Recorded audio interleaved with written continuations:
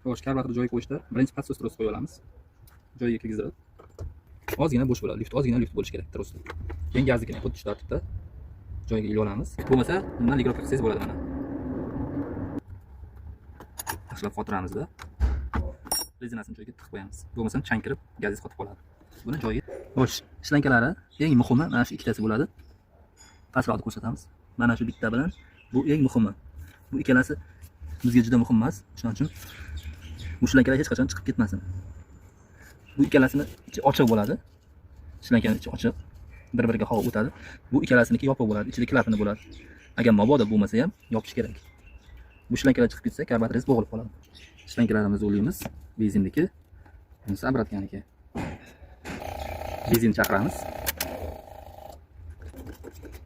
Gazni 2 marta bosib o'ramiz.